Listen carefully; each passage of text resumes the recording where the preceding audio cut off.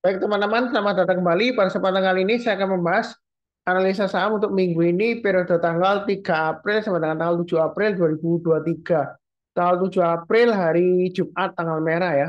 Itu adalah tanggal Jumat Agung ya. Tanggal 7 April ya.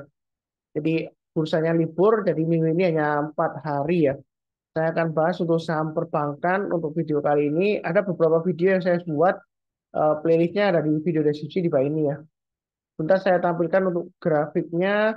Saya mulai dengan yang pertama adalah untuk BBCA atau Bank BCA. Jadi Bank BCA ini adalah luar biasa banget ya. Setelah cum date atau pembagian dividennya ya, eh, hari terakhir dihitung pembagian dividen ya, cum date-nya ya, dia berhasil naik kembali setelah koreksi ya. Bahkan dia higher high 8.900, kemudian terakhir memang masih melanjutkan koreksi lagi.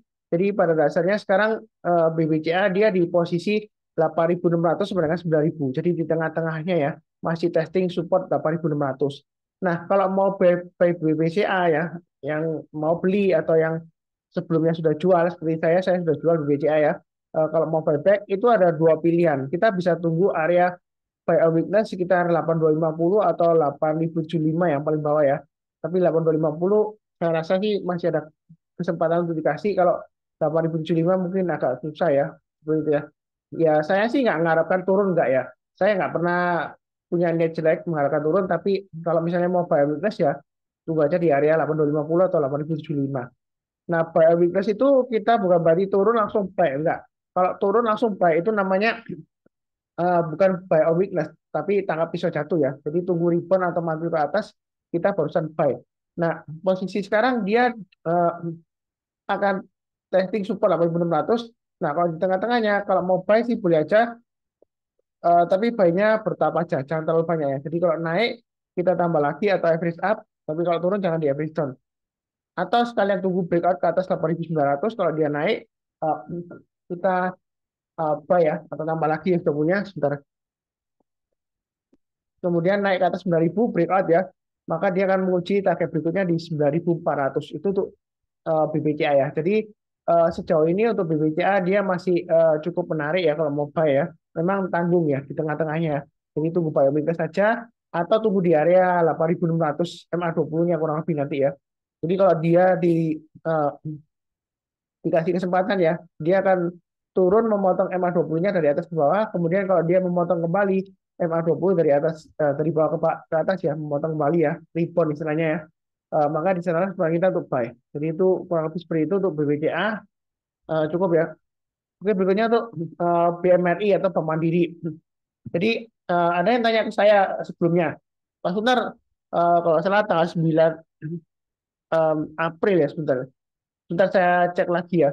Untuk aksi korporasi stock split dari eh, BMRI ya. Jadi Bank Mandiri ini akan melakukan stock split eh, pada tanggal 3 April ya. Jadi 3 April ini ya, hari Senin ini ya stock splitnya, update-nya ya BMRI. Jadi eh, hari terakhir, kemudian tanggal 4-nya dia akan di stock split 1/2.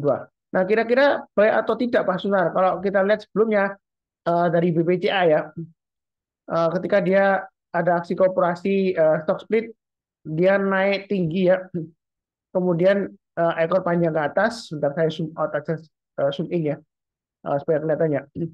Jadi dia setelah stock split, dia tiba-tiba meroket naik tinggi, ekor panjang ke atas, kemudian besoknya masih naik, tapi kemudian dia cenderung koreksi ya, pullback ya. Jadi untuk BMRI kira-kira apakah bisa meroket naik tinggi sampai 11.000 ya? Ya kalau dibagi dua berarti kurang lebih 5.500 ya nanti ya. Eh, apakah bisa seperti itu? Ya mungkin bisa ya seperti itu. Karena kalau kita lihat di sini dia trading range-nya di area 10.000 sampai dengan 10.500. Jadi setelah stock split dia akan bergerak di area sekitar 5.000 sampai 5.250, kemudian 5.250 sampai dengan 5.500 itu BMRI ya. Apakah boleh buy? Ya secara trennya dia masih cukup menarik ya, sideways di jalur uptrendnya. Kalau mau buy sih boleh aja tapi jangan terlalu banyak. Atau tunggu buy weakness di area sekitar 5.000 ya. Nanti setelah stock split 1/2 ya. Jadi kalau dia turun di bawahnya 5.000, rebound atau mantul di atas 5.000 baru kita buy ya. Atau kita tunggu di bawahnya sekitar kalau ini sekarang sebelum stock split 9.500 ya, setelah stock split berarti sekitar 4.000 750-an ya kurang lebih begitu ya. Jadi 4.750 sampai dengan 5.000 itu area buy weakness-nya nanti ya ke stock split. Atau kita buy high layer. Jadi kalau dia breakout lagi ke atas 5.250 maka kita boleh buy ya. Target berikutnya berarti sekitar 5.500-an. Itu untuk BMRI setelah stock split ya. Jadi ada kemungkinan naik, ada ya seperti itu ya. Ya, jadi baiknya bertahap aja. Kalau takut ya tunggu aja area buy weakness yang saya sebutkan tadi. Lebih seperti itu untuk BMRI. Oke, berikutnya untuk BBRI. Nah, BBRI ini menariknya di sini adalah dia akan testing area supportnya 4.700. Ya, jadi kalau saran saya kalau mau buy sekarang boleh nggak Pak Sunar? Boleh ya. Atau tunggu sekalian nanti di tes ya seperti ini ya. Jadi seringkali kalau support di tes itu dia akan ditembus ke bawah. Kemudian kalau menjelang penutupan atau besoknya paginya ya, dia berhasil rebound lagi mantul ke atas 4.700, di sana kita untuk buy ya. Atau mau buy sekarang ya boleh aja pakai acuan stop loss-nya di 4.640 dan 4.600. Itu untuk BBRI. Jadi buy-nya bertahap. Kalau dia naik lagi ke atas 4.800, kita tambah lagi atau average up target berikutnya sekitar 4.860 sampai dengan 4.900. Jadi intinya di sini BBRI itu adalah dia masih sideways ya. Sideways-nya lumayan menarik ya kalau mau tradingnya 4.700 targetnya di 4.900 ya. Jadi kalau dia pullback lagi rebound naik ke atas 4.700 kita buy targetnya 4.900. Jadi ini sudah kurang lebih 3 kalian lah dikasih ya seperti itu ya. Jadi ini ada kemungkinan lanjut lagi sideways ya, ada kemungkinan yang mudah-mudahan dia berhasil breakout lagi ke atas 4920 ya dengan target price dekatnya di 5.000. Nah, setelah 5.000 dia masih ada target berikutnya di 5.200 ya. Jadi saya gambarkan setiap lipatan 200 rupiah. Jadi peluangnya untuk BBR ini masih cukup menarik kalau mau buy, buy-nya bertahap aja. Kurang lebih cukup. Oke, berikutnya untuk BBNI. Kalau untuk BBNI saya masih belum buy karena ini nanggung ya. Dia masih testing area resistor minernya di 9375. Jadi kalau kita perhatikan di sini untuk BBNI, dia sideways-nya lumayan lebar ya. Sekitar 9.000 sampai dengan 9.500 sampai 6.000-an lah kurang lebih ya. Jadi sekarang posisinya itu setelah aku update dia nanggung ya. Memang dia ada kecenderungan untuk tutup gap ya.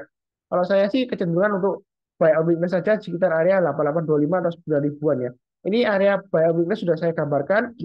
Atau nanti perpotongan MA20-nya ya. Buy on weakness di MA20-nya. Artinya ketika MA20-nya dipotong dari atas ke bawah, kita jangan langsung buy. Buy-nya kalau dia sudah berhasil memotong kembali ke atas ya. Setelah dia turun, kemudian dia memotong kembali ke atas, di sana semua kita untuk buy. Jadi menjelang penutupan atau besok paginya kita buy. Itu buy on weakness di MA20-nya. Selama MA20-nya ini tidak mengarah ke bawah lagi ya. Mendatar boleh, tapi kalau mengarah ke bawah jangan ya. Jadi kalau masih mengarah ke atas juga boleh juga ya, tambah ya. Jadi mengarah ke atas atau datar. Tapi kalau ke bawah ya jangan ya. Nah, seperti itu ya. Jadi itu kurang lebih seperti itu untuk BBNI. Oke, berikutnya untuk Bank Danamon. Nah, ini masih cenderung menarik. Memang sideways di tengah-tengahnya antara trading range-nya 2730 sampai dengan 2980 ya di sini ya. Dia di 2870. Jadi kalau mau buy sekarang boleh aja, tapi buy-nya jangan terlalu banyak. Kalau dia berhasil breakout ke atas 2920, kita boleh tambah lagi atau average up. Atau yang belum punya kalau mau buy high sell higher silakan. Target price terdekatnya di 3050.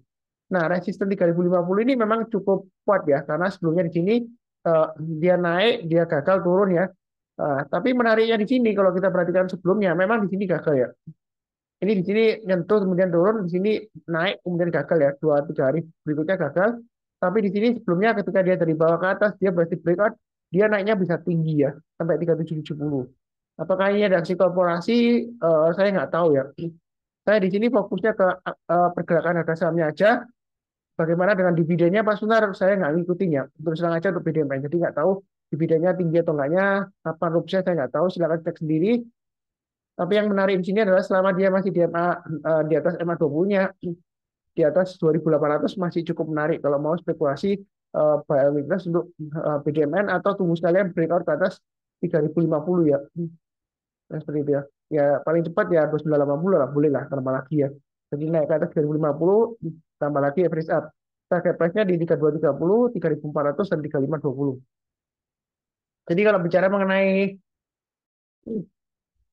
target price itu bukan berarti take profit ya seperti itu ya. Jadi kalau dia breakout naik ya kita tambah lagi atau average up. Nah, kurang lebih cukup ya untuk Bank Danamon. Oke, berikutnya tuh BRIS Bank Syariah Indonesia Tbk. Nah, kalau kita lihat di sini, ini memang MA20-nya masih bagus banget ya. Mengarah ke atas dan harganya masih di atasnya MA20-nya. Ini pembentuk pola atau chart pattern namanya rounding bottom ya, tapi dia belum breakout. mungkin aja ini nanti membentuk cup and handle ya. Jadi ini handle-nya masih mau dibentuk ya seperti itu ya. Jadi kalau kita bicara mengenai trading chart pattern, itu kita jangan mendahului pattern. Jadi jangan salah paham ya. Oh Pak Sunar, ini cup and handle, ini cupnya atau rounding bottom gitu ya. Oh buy aja nanti breakout, jangan ya. Jadi trading berdasarkan chart pattern itu selalu konfirmasi kalau breakout dari patternnya ya. Kalau patternnya belum terbentuk total ya breakout dari neckline-nya ini, ya berarti kita jangan buy dulu ya seperti itu ya. Apalagi ini masih testing area resistance 1690 sampai 1700-an ya. Jadi buy-nya tunggu buy weakness saja di sekitar 1545 atau 1410 lah maksimum ya. Buy weakness itu artinya kalau turun jangan langsung buy. Turun kalau langsung buy itu namanya bukan buy weakness tapi tangkap pisau jatuh. Kita tunggu rebound atau mantul ke atas ya seperti ini sebelumnya ya. Dia turun, kemudian turun lagi ya. Jangan buy dulu kalau naik kita barusan buy. Nah, setelah kita buy kadang-kadang oh ya Pak Suntar naik sedikit kemudian turun lagi. Oh berarti keliru dong salah. Ya enggak juga karena kita kalau menganalisa teknikal itu jangan sampai kita itu mengatur market ya. Mindset kita mengatur market. Jadi secara teknikal bagus breakout atau mantul dari supportnya ya seperti itu ya. Um, breakout maksud saya mantul dari supportnya setelah breakout ke bawah kemudian mantul ya seperti itu ya. So, berarti bagus ya. Belum tentu. Yang penting adalah pasang trailing stop-nya atau stop loss-nya. Jadi Bank Syariah ini masih ada peluang untuk breakout lagi atau sekalian buy high sell higher. Jadi kalau dia breakout naik ke atasnya 1745 kita barusan buy. Itu yang tipe buy high sell higher. Kalau mau buy sekarang boleh aja tapi jangan terlalu banyak. Lebih kecenderungan saran saya buy ambil saja di 1545 sampai 1580. Tapi kalau nggak dikasih ya kita buy high sell higher ya. Ya acuannya di sini 1745. Nah, mungkin ada yang mengkritik, oh Pak Sunar sesat tuh. Masa kita belinya di atas ya, gitu ya. Ya, strategi di saham itu sebenarnya mudah banget ya. Ada dua, buy low, sell high, ya kan?